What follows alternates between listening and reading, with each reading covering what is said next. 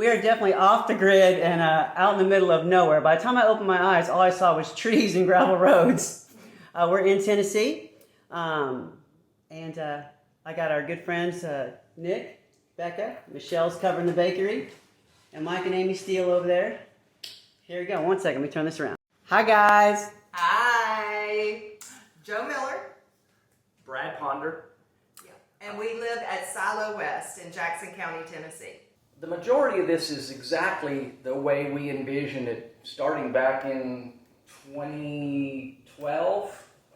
We really started honing in on the plan of this place.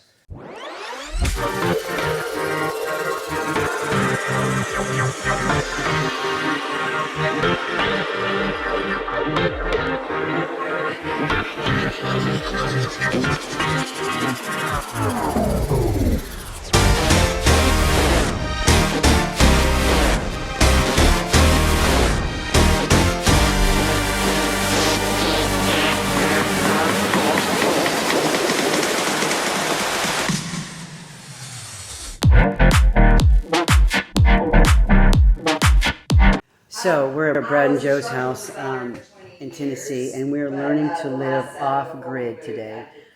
These guys are amazing. My head is spinning. You hear them conversing behind me. He just told me this wood right here. This wood right here is from an old house that has newspaper for insulation that was dated in the 1800s. The stone on that chimney he hauled up in a tractor, one bucket at a time, from that same house. So yeah, fixing to learn a lot today. As you can see, we've got a couple areas where we've done some gardening.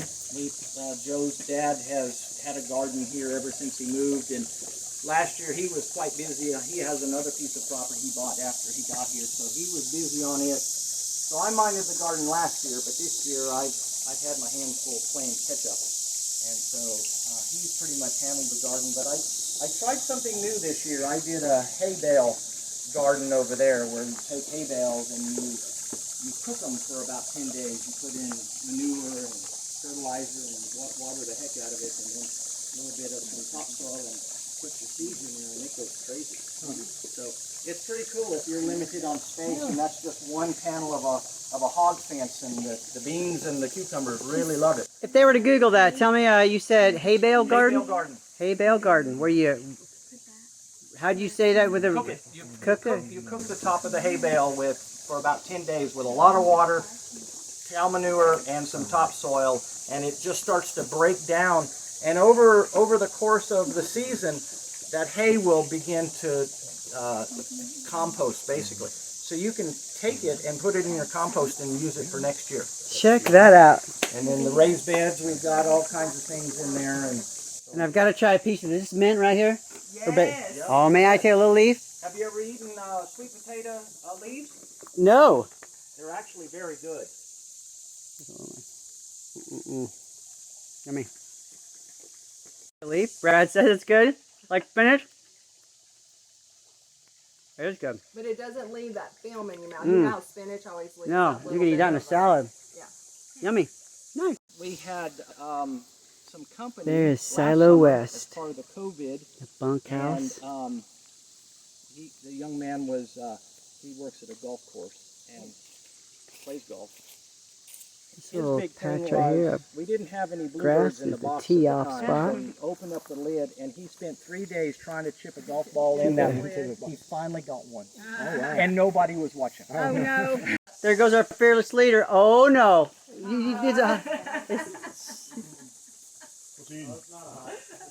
I like how he just grabbed him when he didn't know. Jeez. Which one's the hot one? The green ones are the jalapenos. The little red ones are what? I'm going to laugh if that's super hot. And you're going to run back in. I got this water. You're probably going to want this. Okay. They're not overly. You start getting to the seeds. So, you know, a lot of you know Kelsey and I did the Appalachian Trail. This little, getting up here is a little switchback. Little switchback he did with his railroad ties. This place right here, guys, Silo West with Brad and Joe. So is After what we happens moved when you in, have there wasn't desire anything here. and passion. We came in and cut in the hillside. We poured the concrete for the walls of the garage. We have we'll go downstairs through here, but finally got a big steel beam. I always wanted a big steel beam. Well, I got one. And it holds up half of what we call the bunkhouse. So this is where people come. What came first? Did you build this or the house? The house came first. House came first. Yes, and then the garage and the bunkhouse came So then next. this is the garage and the bunkhouse. Yes. Yes. Did you get to see the bunk? No. Right. Coming in, guys. Sorry, video on. Just like that is look at that bunk. That is so cool. You are not going to feel claustrophobic underneath on that one. Oh, look at that third bunk over there. A fourth. See There's this, your wood. Yeah, this some- piece of wood up here? Yeah. It's black oak. We were out smearing around. We were the other side of Gainesboro, and we were looking for what they call the boils. We didn't find it. Couldn't find it, but it's totally somewhere where the water just comes out of the ground. It's really cool and everything else. People go up there and party. Well, we couldn't find it, but we did find a stream, and so we went hiking. And on the side of the stream was this piece of, I don't know if it was part of a bridge, an old bridge or something like. It is heavy and it is dense, and so we. He said, "Do you want it?" And I said, "Of course I want it." Don't ask if you're not willing.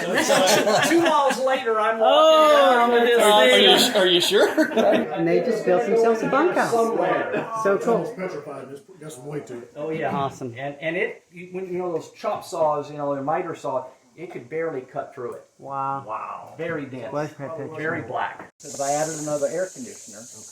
What's nice about those in the summertime is they're more flat. So the high sun, these 6 panels cook it compared to the others because you're getting more direct sun.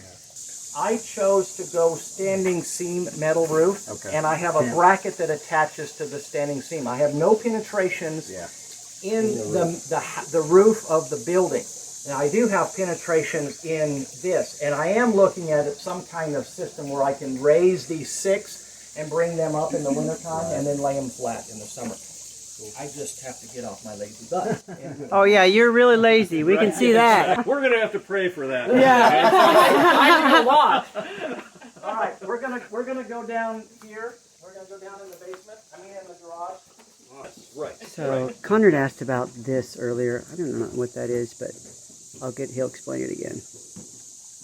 And crawl space for the 2-story. But when we got into this, our mason was no longer doing it, and everybody was really, really busy. Concrete. So my next choice was for a place. Yeah.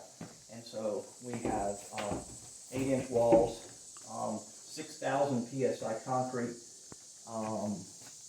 This is a major beam. This is a structural design beam. We have a friend he's a structural engineer we worked with back in Albuquerque. He designed this beam across here. And then It's all concrete, huh? yeah, it's a lot of reinforced concrete. Wow. And you can't see So you it. just go to the garage in case of a tornado. Well, this is a fairly safe spot. We actually have a better spot in the basement. All right, if you'll step in, I'm going to shut the garage door. So step in. I'm going to show you the beam that I've always wanted to have. So proud of. Haha.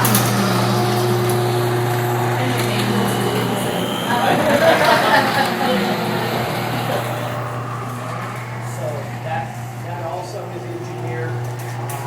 We hit pretty hard rock here, so I wasn't able to really lower this floor much more. So I had a very low head clearance. So I have a special kind of track system for the garage door, so it stays low and can go below the beam. And so that was sort of I learned that one during the process.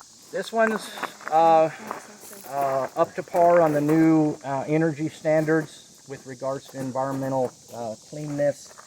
It actually has a firebox, which holds probably, that split wood right there probably holds about 18 pieces. Tell me for the video what it actually is. It's an outdoor wood-fired furnace. Nice. Okay, and all it's doing is it's just heating water that's being constantly circulated between the basement and this unit. Okay, and it's got a programmer on the side, and there's a band of temperature on the water. When it reaches a certain temperature, it shuts off the airflow, and it has several different chambers on how it adds air to that. In fact, if it's not really needing it, about every 30 minutes it blows a little air in there just to keep the embers. Going. Yeah, but shuts off and just. Yeah. So it circulates that. It will run on a normal winter day. It'll run about 12 hours per load. If it's super cold and we're really having to run a lot, that's about 3 times in a 24-hour period I have to load it. This is the smallest of their 3 models. So they have a couple that are big. Wow. I can't imagine how much wood you have to cut. So it's got a firebox, and then below that it has a reaction chamber. So it actually burns the wood, and then it reburns the exhaust below, and it can get up to about 1800 degrees in there. And when it is cooking all out, you don't see any smoke coming out the chimney. You can see heat, but you can't see smoke. But every time it starts, it has to kind of build up so you get that low temperature burn. So you do get smoke, but it doesn't take long for that thing to basically have no smoke. Now, there are some around here that people have that they smoke all the time. They're a major smoker, but this one's pretty cool. So this is the smallest of its the 3. What's the investment? The 3 models of the Classic Edge. That is a what's the investment on that, Brad? About $4,500. Okay. It's a central boiler out of, I believe, Wisconsin. There's a local rep in southern Kentucky that I bought that from. When did you purchase that again? The fall of 15. So 15. So you've had it for a little bit. When do you fire it? When's the earliest you fired it up? Last year we had some cold weather early. I think I fired it maybe towards the end of October. And this year we were off and on in the spring, so I probably ran a little bit into April. Will you go through, how much wood will you go through in comparison to looking at that shed in a winter? Half a shed, a full shed? Oh, full shed. Full plus, shed, and then, plus. so at So least it's about 6 cords of wood. 6 cords of wood. For full cords, not a rick, but a full cord, 4x4x8. So for about 6 of those. Average Tennessee winter, he's 6 cords of wood, which is at least that shed and a little more. And a little more. All right. We have to be committed to do this. That's probably one of the. I knew what I was getting into, but I really didn't know how much work it was. And over the last couple years, wood just seems to appear. Somebody's had some and they're moving, and you want this? I go take the trailer and load it up. Somebody had 2 or 3 trees fall down their yard. I go over there and cut it up. For them, I get all the wood, you know. So I don't always have to take it from what's happening here, but I have more. We have more than enough. And we did have a learning curve where we had the change in seasons where it goes from super cold to hot. You have that intermittent, so you don't need that for the floors. So for the first season, we tried to work off of the 2 solar panels on the roof that was just for water. Well, that's good for the daytime, but at night they cool down. It doesn't keep it, and so you could have a lukewarm shower. You did go through those learning curve of inconveniences. Yeah, Brad wanted me to schedule my shower, and that wasn't something I was willing to do. That's hilarious. You either survive till the next day, or you flip the breaker and you watch your batteries go. Yeah. So this is our water capture system. It's not super extravagant. Water capture system is what we're looking at. I can hold 110 gallons, and then I capture some spatter. So yes, I have the ability to water some things with that. So and it's just coming off. Using the chain? Yeah, I have heard of that. It comes down the chain, and then it just works. And there's holes all around this thing. Yeah. So it just. I probably lose more than goes in it, but that's how much actually comes out. When it's raining real hard, it doesn't follow the chain near as nicely as when you're just having enough. Sure. Then I added this run. This was the 3rd run that I put in when the bunkhouse was done. Since then, this goes back to probably your question. In the last year and a half, I've replaced the first 2 runs with these strings. They say about 2,500 cycles, 2,000, 2,500 cycles. So on an off-grid system, a cycle is every day. You're on and you're off every day. And so, Five, 6 years. I'm sorry? 5, 6 years. 5, 6 years. And so basically, and the original batteries were actually in a good bit before we moved here because we needed to get the air conditioners going. We had to acclimate the wood for the floor. So the solar system was up here running with nobody around it, which was pretty amazing. And they were not really for our type of setup after you finally talked to that one battery guy. Right. They claimed them to These be, ones. They claimed them to be solar, but I had issues with them. So that's why I've gone to these. And so they're a little bit more robust and they just seem to work better. So these are now coming up on probably close to 5 years. And so, but they all still seem to perform fairly well. I have to water them usually once every couple weeks. So they're just flooded lead acid. I'm sorry? Distilled water. Distilled water, right? And then You can make a solar battery that does not require water, which they're probably they're expensive. very expensive. Yeah. Do you mind me asking the investment here? These right now are running about $350 a piece. 350. Okay. And you've got 2, 4. I have 24 of them. Thank you. And And how many square foot house? Well, we heat inside space about 2,000 square feet. Okay. So you basically got one battery for every solar panel on the roof. Got it. These are the controllers.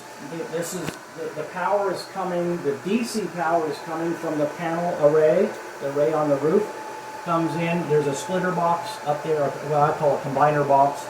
So it's actually taking part of the panels into one side and the other panels into the other side, and so they're coming in individually. So I have 2 controllers. Okay. And then this system, this is kind of the brains. The inverters are up here. So this system up here converts the DC power into AC power, which you use on your switches. This is where a lot of the stuff is happening in terms of going back and forth. That's the brains of the system. That kind of monitors the overall robustness of the system. These are set. If the voltage gets down to 44 volts, these are actually designed as a 48 volt system. These are 6 volt batteries in a string of 8, so that creates a 48 volt. And then they're in parallel, so it increases the amp hours. So this is 415, 415, and 405, so I have 1,235 amp hours. So this system is set up, if for some reason I discharge, I'm not getting any solar power, it senses that these are at 44 volts. It tells the generator to kick on. Generator sends in AC power, so it goes in here and goes in the opposite direction, comes to here, and then charges the batteries. Also set this at 55% state of charge, so it monitors how much you've put in and how much you've taken away. If it gets to 55, it also does the same thing, kicks on the generator. And I've put in marine switches, so if I want to take any one of these strings out of line, so right now string number 1, it's offline. Does I your can generator run off propane as well? Yeah, it does. So right now, there is no power going through those batteries. I can measure it. They're all still linked together, so I should get somewhere close to 48 volts. Actually, it's probably going to be close to 52, because right now, even as cloudy as it is, I'm making 2.4 kilowatts, and it's cloudy outside. Wow. Now, if I shut all 3 of those off, this system will take about 10 seconds, and then it'll go, whoop, I'm going to sleep. So when it comes out of here into AC, I get 50 amps, 240 volt. I have a main panel here which basically provides power for this building. There's a sub panel in the garage for the bunkhouse. There's a sub panel in the master closet for the 2-story. So everything is being basically driven off of this master panel. If the system goes to sleep, it's making me have generator questions. Are you showing us that? Yes. Cool. Loads your fridge. You got washer and dryer. Or you do that manually. No, washer. No. We have washer. The dryer is on propane. So The coffee pot and the air conditioners are the biggest load. And when all three air conditioners are going at once and somebody decides to cook coffee, this Coffee this pot. thing, this I thing. would have never guessed that took so much. Because it's so instant. It's like the heat It runs is. Wow, about 2,000 interesting. 2,000 watts to heat that element in a coffee pot. Son of a gun. And I knew there was a reason I like percolated coffee best. There you go. On a campfire. That's It's right. just nothing like it. This is one of the lights that Joe bought on govdeals.com. They came out of Gallatin. They were in an old gym. She bought a whole bunch of them. I think we got 30 something. Those look like gymnasium lights. I sold That's funny. a couple, which basically covered the cost that she put into it. I think we paid So let me finish from the roof. So the two panels at the far end of the roof are the closed system for the hot water coils that are in here. So this tank, those panels, and this little control box was all bought as a package. Okay. So this is an 80 gallon tank. So whenever it senses there's a temperature difference of about 25 degrees between what's on the panels and what's in here, it starts to circulate. Okay. And it's closed. So that liquid that's in this system never touches the water. It's in copper coils inside here. Okay? Pretty straightforward, no big deal. This right here is a circulating system. So this is taking hot water out of here, and it's running it through pipes in this building and into the two-story. So as I said, starting at 6 o'clock until 6 a.m. to 9 p.m., you have instant hot water at your fixtures. Okay? That's the dog. Yes, you said we see the dog. And this is what I added a couple years ago. So this is a tankless, on-demand hot water heater. It really is on in the summertime only because I'm not getting any outdoor heat. So if it senses, because the water is now going through it, we're not making enough hot water off the roof, it will supplement. And you'll hear it kick on. So it gets an intake and it gets an exhaust. It's a two-chambered system, so you actually can exhaust through a thick-wall PVC pipe. This was an afterthought, Uh-huh. an add-on because this wasn't sufficient enough, so that In the summertime, I think the first 2 summers we burnt garbage wood to keep this hot from outside. I got tired of that. I feed it all winter long. Why do I want to feed it during the summertime, right? Yeah. So we went ahead and bought that. nice. That is one of those learned. It wasn't a boo-boo, but it sure made a big difference. Okay. So summertime, you get your roof and you get this. Wintertime, I shut off these valves to here and open these valves. I have a heat exchanger for this, so the water doesn't go over to there. It now comes here and then goes to the tank. So I get this 2 heat exchangers. So water is passing in opposite directions. So the hot water is coming. Look at that spider. The hot water is coming. Nice. Is coming from the furnace here, goes through this, and it goes back that direction. We have a friend. We have a friend. Maybe he's the one that ate the mouse. I hope so. So all of this basically from here over is all floors. Okay. This is a manifold system with a control box. There's one of these in the cabinet work of the master bath. This is the pump system for it, and like this is a heat exchange. This is a plate heat exchange, so water is going one direction, coming from the furnace, and then the opposite direction is going through here. So whenever a zone calls for heat, the pump comes on, it opens up a valve, and then it starts to heat the plastic, the PEX pipe. So this is zone for the 2-story. You don't see the manifold. This is manifold and control box for the 3 zones in here. So you see how the pipes go out, and then they disappear, they go up in the floor, and then they come back. And then this last zone was for the breezeway, the 2 zones in here, and then this is my add-on that goes over to the bunkhouse. So here is a piece of the warm board floor. So you use half as much pipe Yeah, because it distributes the heat. evenly across there. Yeah. So you use half as much pipe, Awesome. therefore you're pushing half as much water, therefore your pump is half as big, Yeah. and your load usage is in half. So that was an investment for the long haul.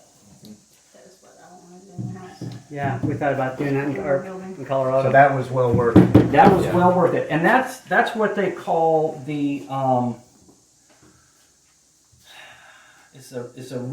I think they call it remodel. So you already have a subfloor. You put this down. It's a little thinner. They have one that is actually, if you want to use it as the main floor. See, I have an Advantech floor. Right. Then I have this on top. So this is actually thinner, but still doing the same thing. So you have two different kinds. How many square feet do you have of that? All over. And 2,000. 2,000 square feet, and what kind of investment is, it's a layers upon layers, but what's the, if someone wanted to remodel their floors in a 2,000 square foot home, are they looking at 10,000 or?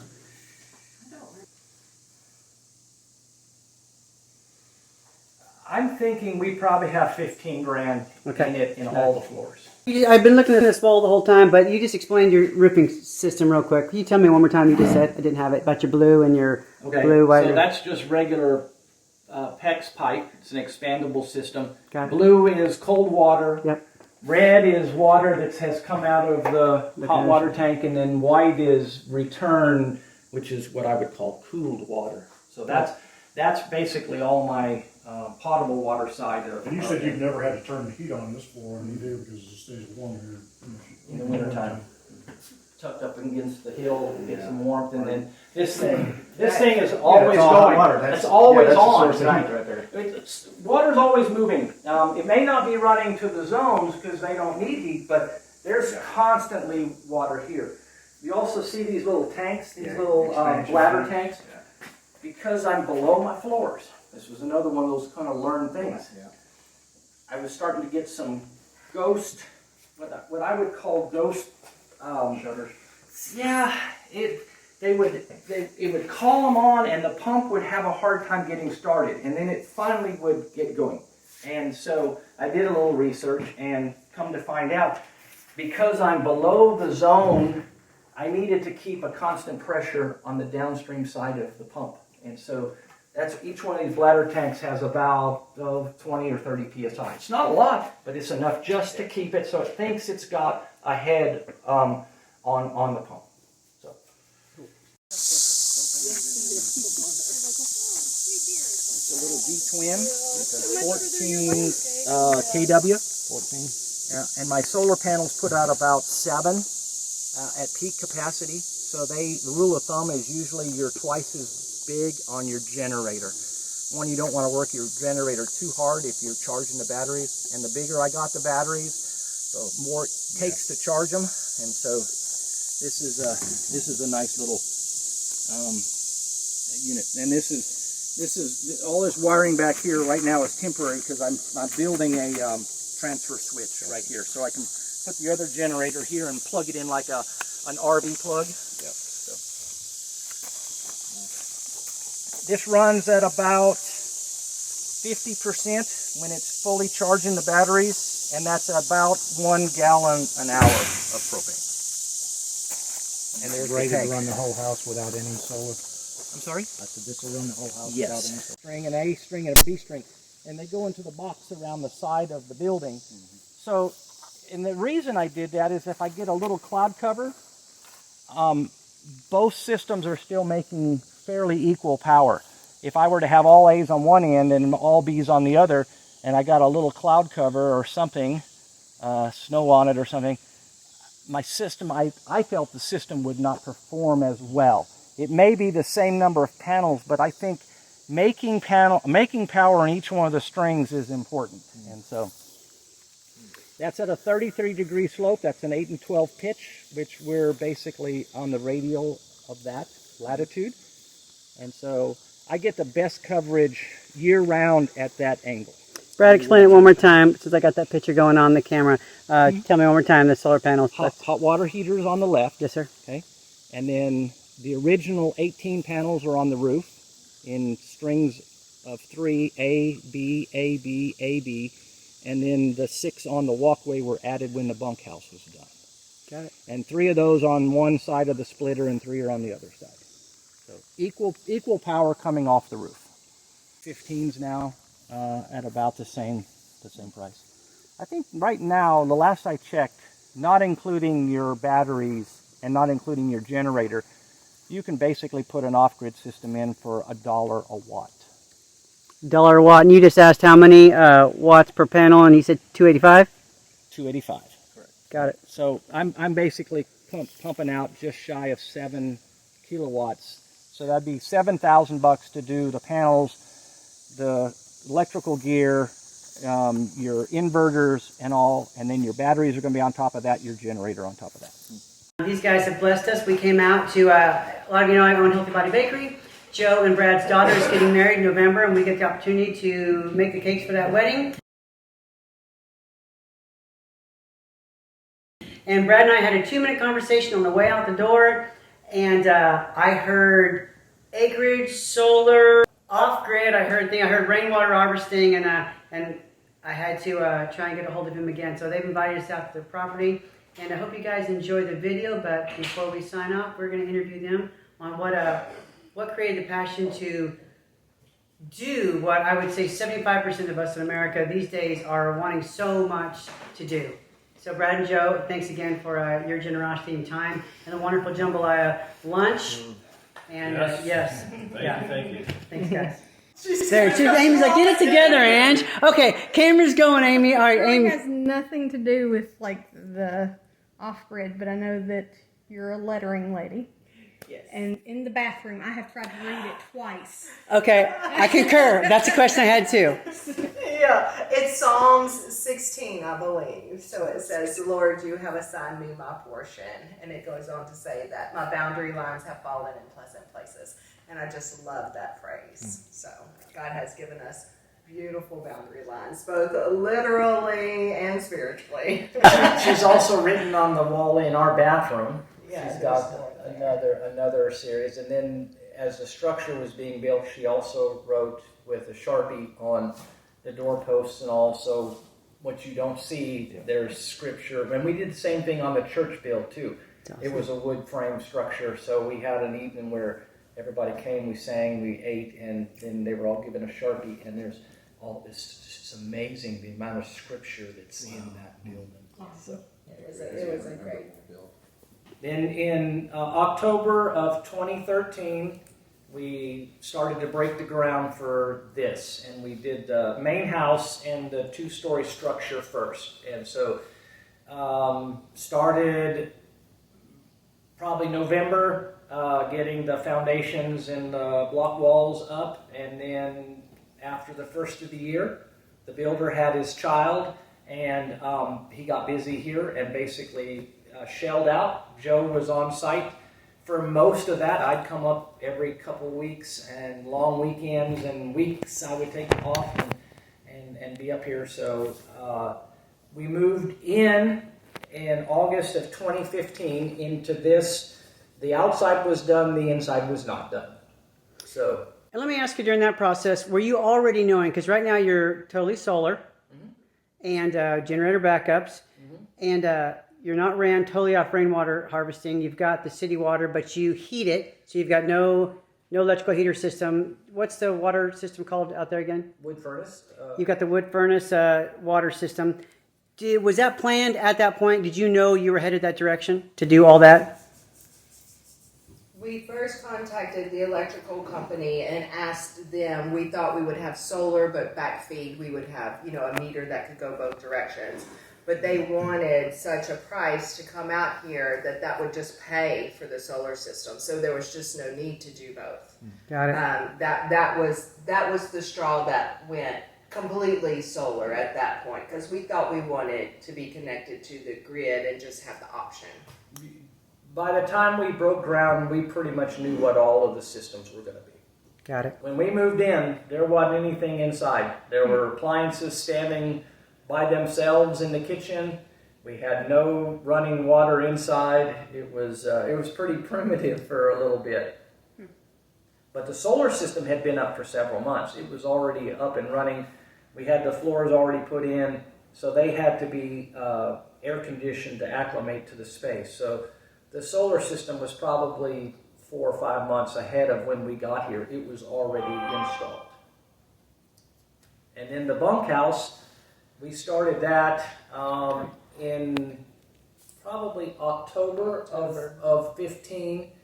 The basement was done, the slab was poured, we were waiting on the beam, and we parked in that garage with no roof for several months until the builder, the same builder, was able to finish another job and started on the bunkhouse. And we were finished in it probably middle of summer of 16. And he did a lot more finished work in that building than he did over here. He finished it out. We retained him to do a lot more. By that time, we were Sure. Well, I was working on cabinets when Yeah. that was doing, and you were still working on stuff in the basement. That's right. So we were in the process of a lot of things happening. So he did a lot more work inside there than he did over here. It has been a great experience. I would not have passed it up. You know. How many months or years did it take to get to the point where you're at now, to where, like Joe, you were saying earlier, that it is a lot of work at first, but the sustainability of it or the maintenance of it is not as much, because once you're up and running, how long before you were at the living way you are now? It probably took us about a year to really get everything done on the inside. It probably took a good year. A good year. I got a question. Your solar system, how much time would you say you spend a week doing maintenance or servicing or doing anything to that system?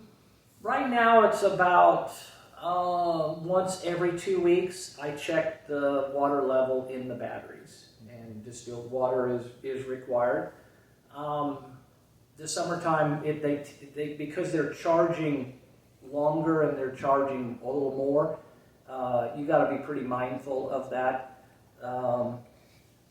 Probably at least once a day I go down there and at least look at the meter, and I look to see what the history is and where my high voltage was, my low voltage. There is also a process called equalization.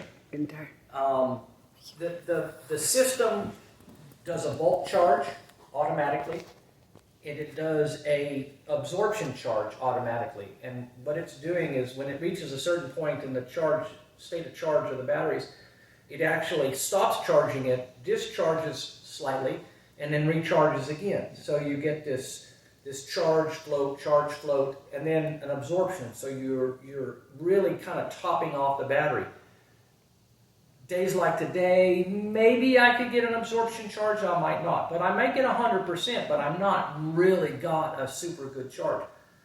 But on super sunny days, when they're long hours of a summer day, noon, I'm already charged. I'm completely charged. So any I make in the afternoon, we either try to use it or it's just lost its heat. It's made power, but I can't do anything about it. I could put more batteries, but then it's just more batteries. But then there's a charge called equalization, and that is a manual event that you try to do once every month, once every other month, depending on how your batteries are performing. But you're actually overcharging. You're charging for a 3-hour period at a much higher voltage. What you're basically doing is you're forcing any deposits that get on the plates off, and they tend to be at the bottom, and your battery is going to go bad most likely because the bottom has arced, and now you've got a dead cell. Now the other two cells, because I have a 6-volt battery, I have a cell that's a 2-volt, a cell's 2-volt, a cell's 2-volt. The battery still functions if one goes dead, but it won't be long before the other two are dead, and then a dead battery tends to go to the next batteries. You got to be really mindful. So the other thing I'm doing is I constantly, as I do the watering, I can kind of see where the water has churned as part of the charging process. You get bubbles in there. If it's kind of got a film on top, it's really not doing what it's supposed to. So I will meter across the positive and negative terminal on that battery to see what that particular battery is. I can also check the whole string. But that overcharge really does clean up the battery. And I've noticed, at least after I've done equalization, usually as a whole set, I'm now storing more energy, or my voltage is higher, and then it begins to come down as you use it, and then you do another equalization. So that's probably the biggest, is, you know, I have to provide ventilation, I have to make sure the water's full, and then the generator, you have to have an outside source. So the solar gets me to charge, full charge, and then I turn on the generator, and it actually performs the equalization.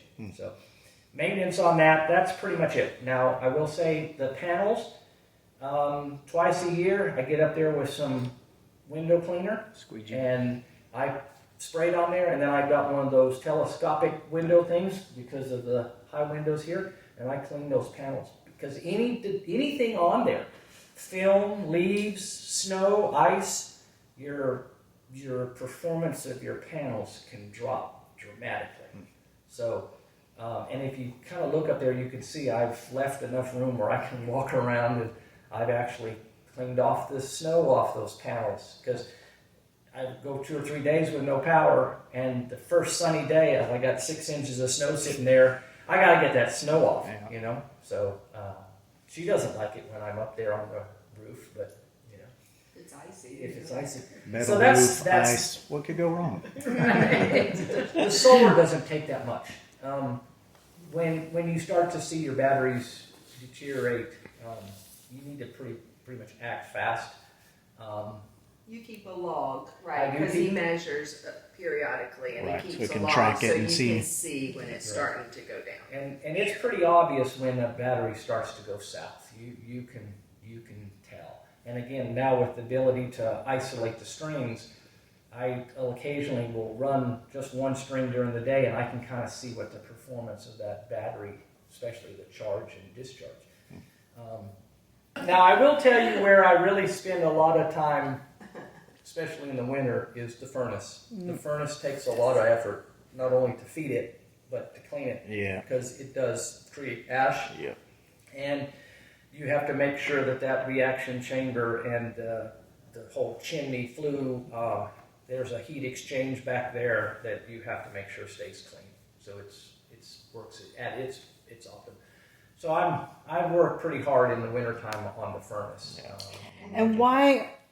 It's an amateur question. Why did you choose that? Because you're on county water, right? So you need hot water to get your. Now that out there is heating the water, but it's primarily heating the buildings. It's really intended to be the radiant. That's what heat. you said when I got here. Right. So you don't. So that's how you're getting the radiant heat to stay warm. That's right. So it comes in hot, and then I do heat exchange through the zones in the various buildings and control systems, and so that heats the floor. I did take some of that heat out of that water, and I keep the hot water tank hot in the wintertime. In the summertime, when the furnace is off, that on-demand propane and the 2 panels on the roof keep the hot water tank hot. So I have a summer system, and I have a winter system. And we have a I fireplace. was going to say, is that active? Is Oh that yeah, active? oh yeah, and we do use it. We, super cold. We'll come huddle up on here. Although it's been 0 degrees outside and 72 degrees inside, so the system works. Awesome. It does work. So I've got a question that's kind of two-part. First, was there anything that you, looking back, you wish you knew getting started that you had to learn the hard way, that you wish somebody would have told you or that you hadn't anticipated? And then secondly, was there anything that you made a mistake in the process that you learned from that you wish you would have known?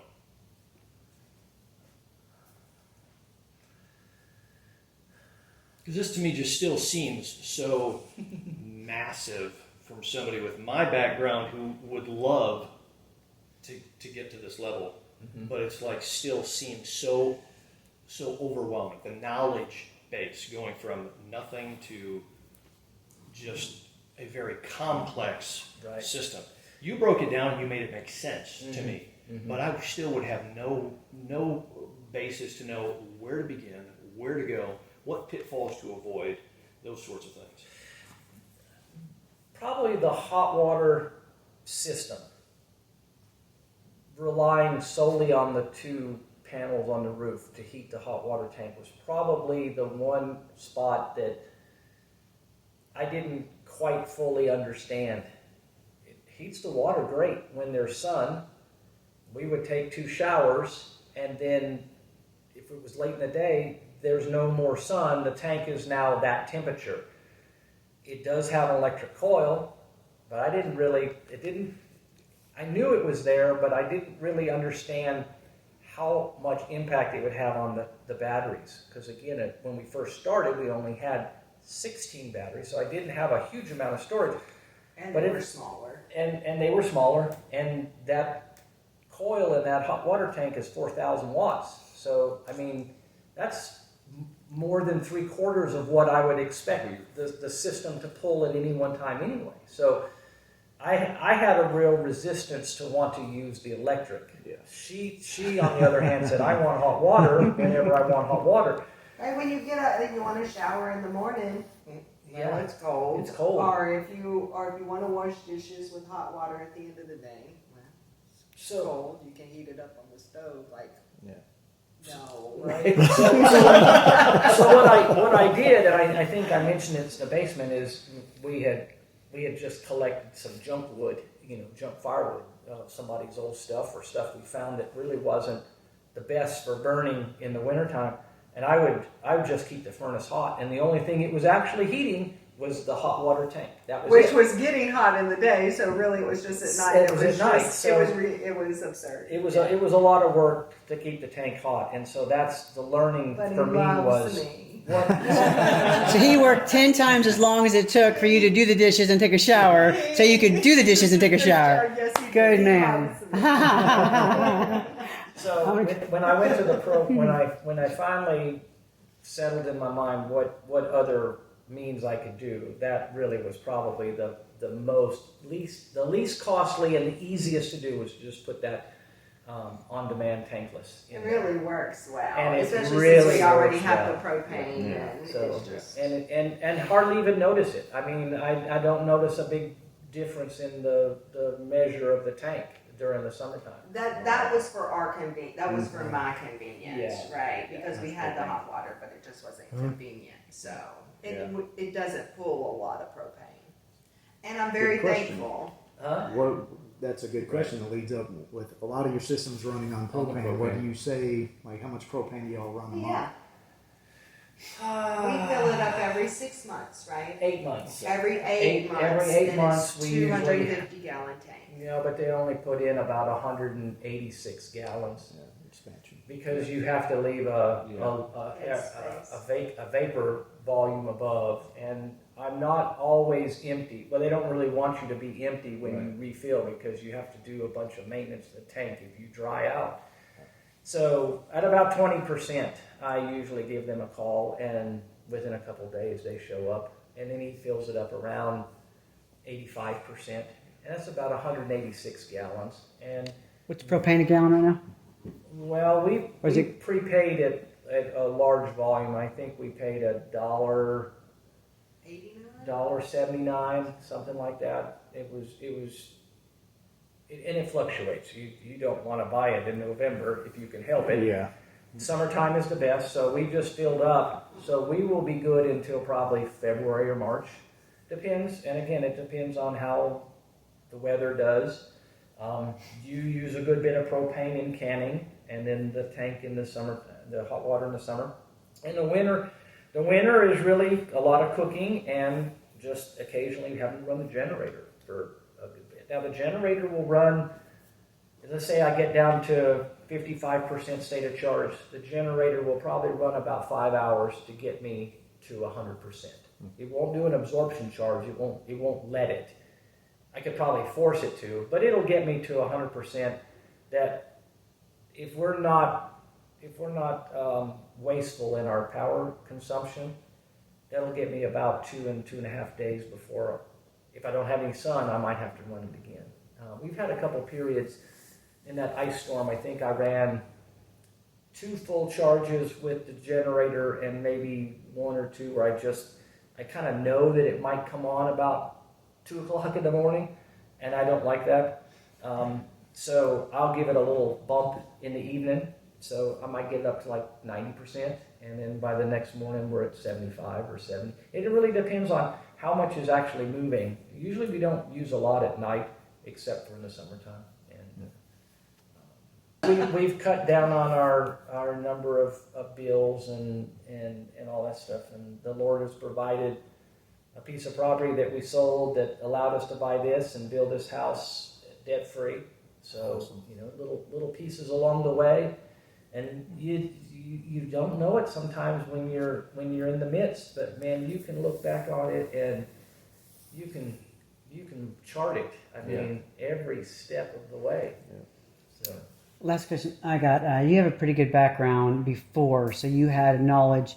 Do you have any reference materials to help people off the top of your mind that would, or Google? Well, Google is good. There's a lot of information. I did read a lot of stuff. I did pick up, you know, Off-Grid Magazine and Mother Earth News. Mother Earth News is a great resource because they pop a lot of stuff in there about sustainability and off-grid living and that kind of stuff. There are publications out there. There are people that have written books about various degrees of solar life and off-grid living. And so there are some resources out there. But the field is changing so much. It is. Even since we put those panels on the roof, like you said, there are even... It is a hot There's topic. all kinds of new technology. They've got the solar panels now that the stick-ons. Have you seen those? That they're long. They're long strips, and you basically, like on a standing seam metal roof, you just lay it down and stick it down. Oh wow! And then you string them all together. Are those shingles that are solar? Those You can put shingles on your roof, and there's solar shingles. So I mean, there's all kinds of technology out there. There's all, and then you know, depending on where you are, you've got tracking systems. You can put your panels on a rack that follows the sun. You know, so you're constantly at your most optimum, you know, exposure of the sun. Was it worth spending that kind of money? You know, when you start thinking about 24 panels, that's a lot of racking that you're having to do. The other thing, by putting it on the roof, when I did all the math and did my incentive credit through the feds when we put this up, I actually got to count the roof underneath the panels as part of the system because it's holding the panel. As soon as I put a bracket on the roof, a mounting bracket through the roof and a rail system, I couldn't claim the roof, but the roof is actually holding the panel. Yeah. So you had the other part of your question was there ever a mistake? Well, the other part of that was the original batteries, the place I did the system from. He was sold on a battery watering system. So instead of taking the cap off and filling it by hand, you take the cap off and you replace it with a little, it's almost like a little plunger. And as the water level dropped, and you strung all these together and all the batteries, and then you had a little water bladder. And as it used the water as it was going through its charge and discharge, that little plunger would drop and it would let a little water go in. So it would water your batteries for you, make sure that they stay full. So if you kept the bladder full, the thought is that it was feeding the water in the batteries as it needed. Well, what I didn't realize, and I don't think the guy that sold it to me with the package understood, but over time those little plungers got corroded, and they were plastic, but they still got lodged or stuck. So when it needed water, it wasn't getting water. So I was sort of under the naive impression that if I kept this full, all these were getting water. Well, you know what? I had actually a couple of cells that dried. So thank goodness I didn't have a fire. But it didn't come across that I actually had to visually look in there every so often. I just thought if I kept this full, everything was great. And it was using water. So, great. I'm having to fill it up, so it's going somewhere. Not at all.